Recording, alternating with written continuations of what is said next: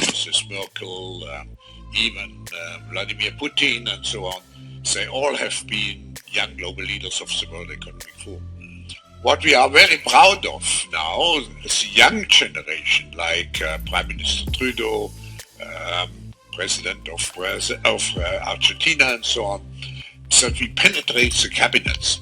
So yesterday I was at a reception for Prime Minister Trudeau, and I know that half of this cabinet, or even more half of this cabinet. The United States is in the state of war, undeclared total war against the basic principles and the foundations of this system. We have to try with a collaborative platform where we integrate the best people, the most relevant people, and then to work for progress.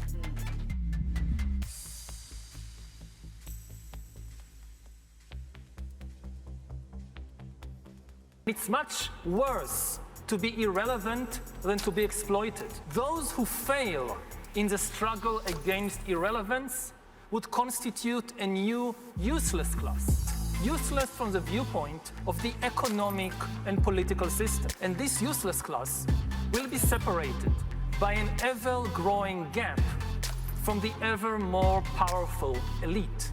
We have to define how the world should look like, which we want to come out of this transformation period. We need to reinvent democracy for this new era in which humans are now hackable animals. If you have enough data and you have enough computing power, you can understand people better than they understand themselves, and then you can manipulate them in ways which were previously impossible. We have to construct the world of tomorrow. It's a systemic transformation of the world. The crisis is an opportunity to also do good reforms that in normal times people will never agree to, but in a crisis you see we have no chance, so let's do it. This pandemic has provided an opportunity for a reset. Now I can only hope that as this current crisis passes, we are able to reflect on and shape the type of world we want for ourselves and for future generations. No, we've lost so much in COVID-19, time with one another. The worst of all, much loss of life. Let's use this moment to reset. In this time of crisis, you have to follow science. We're becoming much more proactive. We own the science, and we think that the world, should know it. Well, you spoke several times before about ideological subversion. That is a phrase that I'm afraid some Americans don't fully understand. Ideological subversion is the process which is legitimate, overt and open. You can see it with your own eyes. All you have to do, all American mass media has to do, is to unplug their bananas from their ears, open up their eyes, and they can see it.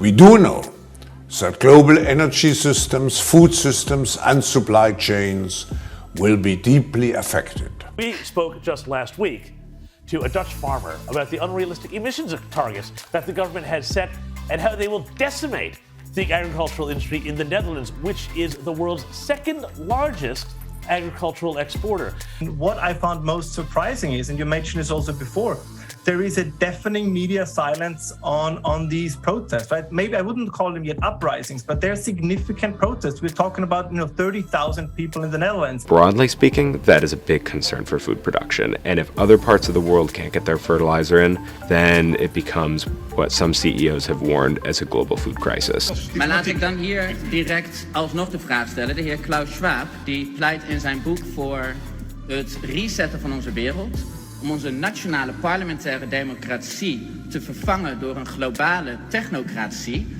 Hij pleit ervoor dat er een einde komt aan privébezit. En de heer Rutte is er kennelijk niet eens van bewust dat hij dit een hoopvolle boodschap voor een betere toekomst heeft genoemd. Hoe is het mogelijk dat de heer Rutte een waardeoordeel hecht aan een boek met een neocommunistische boodschap, terwijl hij dat boek niet eens gelezen heeft? And here, I'm particularly proud to announce that the Netherlands will host the Global Coordinating Secretariat of the World Economic Forum Food Innovation Hubs.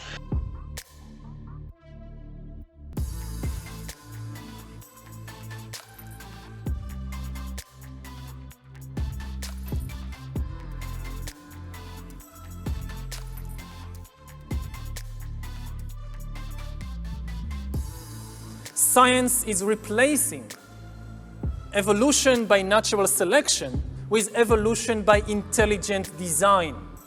Not the intelligent design of some god above the clouds, but our intelligent design and the intelligent design of our clouds. The IBM cloud, the Microsoft cloud, these are the new driving forces of evolution. It's certainly governments who have to be in the lead, but most of the solutions will come through innovation from business, and we have to integrate the large population. We have to mentor the population and to show through our good examples that the future requires this change, and the change at the end ultimately will be beneficial for them. We should leave it to each country to make its own decision what system it wants to adopt. But the Chinese model is certainly a very attractive model for quite a number of countries. I think it's a role model for many countries. Where are they traveling? How are they traveling? What are they eating? What are they consuming on the platform? So, individual carbon footprint tracker. Stay tuned, we don't have it operational yet, but this is something that we're working on. The time bomb is ticking. With every second, the disaster is coming closer and closer. Unlike myself, you will have nowhere to defect to, unless you want to live in Antarctica with penguins. This is it. This is the last country of freedom and possibility.